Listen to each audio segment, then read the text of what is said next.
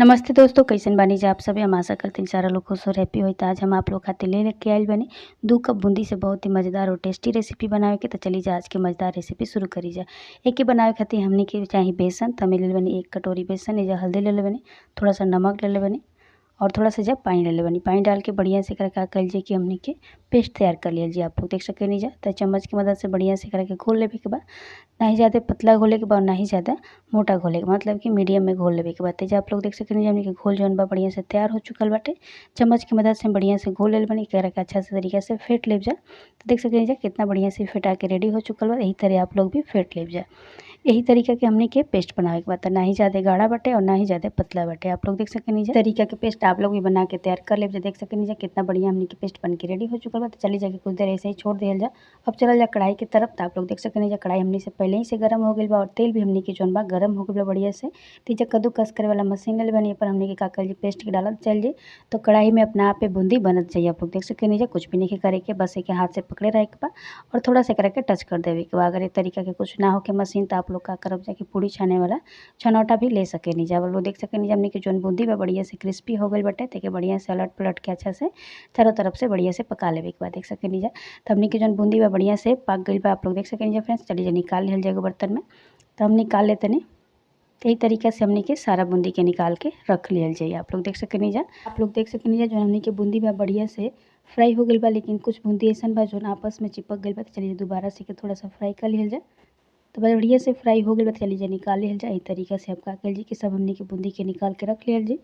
अब फिर से का कर जी पेस्ट के डालल जाए कद्दूकस करे वाला मशीन पे और यही तरीके से बस पकड़े रहे के बा और जो हमने की बूंदी बा अपना आप पे कढ़ाई में गिरत चाहिए। आप लोग देख सके नहीं जा। ये तरीके से बनेला से ये होला कि जो हमने की बूंदी बनेला थोड़ा मोटा मोटा बनेला। तो ये देखिए जा बढ़िया से हमने की जो बूंदी बा बढ़िया से बन के रेडी हो चुकल बाटे और आपस में चिपकल भी नहीं खे। तो एकरा के बीच में से चला दे जा ताकि बढ़िया से चारों तरफ से ये पक जाए। तो आप लोग देख सके नहीं हमने से पाक चुकल बाटे। तब में के काकल के निकाल लिया जाए। तब यही तरीके से हमने के सारा बूंदी के निकाल के रख लिया जी। तो आप लोग ये देख सके नहीं हमने के सारा बूंदी के निकाल के रख ले बनी जा फ्रेंड्स। ये देखिए हमने सारा बूंदी निकल के रेडी हो चुकल बाटे और ठंडा हो चुकल बा। तो चलिए जा चल जा मिक्सी जार एगो लिहल जाई। तेज हम आप लोग देख सकते हैं नीचे मिक्सी जार ले बनी। अब एमें हमने की जितना बूंदी बा डाल दिहल जाई। अभी का कर जी बढ़िया से पीस लिहल जाई। तो जब पीस के हमने के रेडी कर ले बन जाए। जगह कर जी कढ़ाई गरम कर जाई। अभी जब हमने कढ़ाई गरम कर ले चीनी डाल दिहल जाई, पानी डाल दिहल जाई और एकरा के बढ़िया से एक तार के चाशनी बना लिहल जाई। कुछ देर एकरा के ऐसे ही गैस पे खौले दिहल जाई। तो आप लोग देख सके नीचे थोड़ा सा चीनी के घोल लिहल जाए ताकि बढ़िया से ही खोल जाए और बढ़िया से जो चीनी बा मिक्स हो जाए। ये जो इलायची पाउडर डाल दिहल जाई और बढ़िया से के चला के देख लिहल जाई और बीच में चेक कर लिहल जाई। तो ये हल्का हल्का चिपचिपा होके के चाहिए। तो आप लोग देख सके नीचे हमने की जो चाशनी बा तैयार हो गई बा। अभी जो काकल जी के फूड कलर डाल दिहल जाई। अगर ना पसंद होके तो बिना फूड कलर के भी आप लोग बना सके नीचे करके। अभी के थोड़ा सा पाके दिहल जी कुछ खातिर देर खातिर कि कम से कम बढ़िया से ही पाक जाए। तो आप लोग देख सके जी पाक गई बा। अब काकल जी के हमने के जौन बूंदी के पीस के रखल रहनी है कढ़ाई में ओकरा के डाल दिहल जाई। अब एकरा के बढ़िया से चले दिहल जाई और चला के बढ़िया से पका लिहल जी कम से कम 15 से 20 मिनट खातिर। फ्रेंड्स आप लोग ये देख सके हमने की जौन बूंदी बा बढ़िया से पाक के लागल बा। यही तरीका से पका लेवे के बा और बीच बीच में के चलावत भी रहे के बा ताकि जो हमने की बूंदी बा जले नहीं। तो यही तरीके से के चलावत रह जा।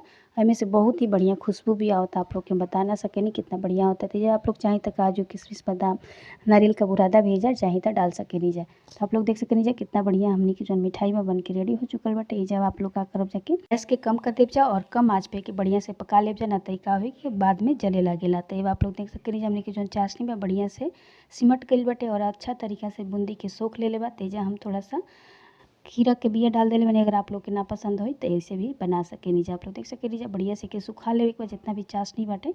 तो आप लोग देख सके नीचे हमने के जो चाशनी में बढ़िया से सूख के रेडी हो चुकल एकदम के हलवा स्टाइल में। तब चली जाए कि कुछ देर ठंडा होके दिल जाती। ठंडा हो चुकल बा। एजा हम एगो ले बनी मिठाई के डब्बा। अब एमें काकल जी के जितना भी पेस्ट बा के डाल दिहल जाए। आप लोग देख सके नीचे हम डालत नहीं तरीके से आप लोग भी डाल सके नीचे। आप लोग चाहे तो एक लड्डू भी बना सके नीचे अपना हिसाब से के शेप भी दे सके नीचे जैसन आप लोग मिठाई के शेप रखल चाहते नीचे ओकरा हिसाब से आप लोग एक रख ले जाए। एक बढ़िया से काकल जी कस कर दिहल जी और बढ़िया से करके दबा दिहल जी। दबा के करके हैंगा बढ़िया से कवर कर दिहल जी। तो आप लोग देख सके हमने के बढ़िया से जो मिठाई में दबा के रेडी कर ले बन जरा के कुछ देर खातिर फ्रिज में रख दिहल जी। तो ये ठंडा हो चुकल बा। तो चली जाए के पलट लिहल जाएगा प्लेट पे। तेजा हम एगो प्लेट में पलट लेते नहीं। आप लोग देख सके नीचे जब बढ़िया से पलट के निकल जाए तब आप एक करके अपना पसंद अनुसार कटिंग कर सके नहीं जाती। देखिए हमने की जो मिठाई बा निकल के रेडी हो चुकल बा और ठंडा भी हो चुकल बा। तो चाकू की मदद से जो हम काट देतनी, आप लोग देख सकेनी जा बहुत ही बढ़िया हमनी के मिठाई बन के रेडी हो चुकल बा। तो आप लोग जो चाहें तो चांदी के वर्क भी लगा सकेनी जा और अपना हिसाब से करके बना सकेनी जा। तो अगर आज की हमारी रेसिपी आप लोग के पसंद आयल बा तो फ्रेंड्स लाइक शेयर सब्सक्राइब जरूर कर देव जा। तो हमारा चैनल के सब्सक्राइब नहीं कीजिए करे तो प्लीज़ सब्सक्राइब कर लीजिए ताकि हमारा वीडियो का नोटिफिकेशन आपके सबसे पहले मिले। तब तक खातिर बाय बाय।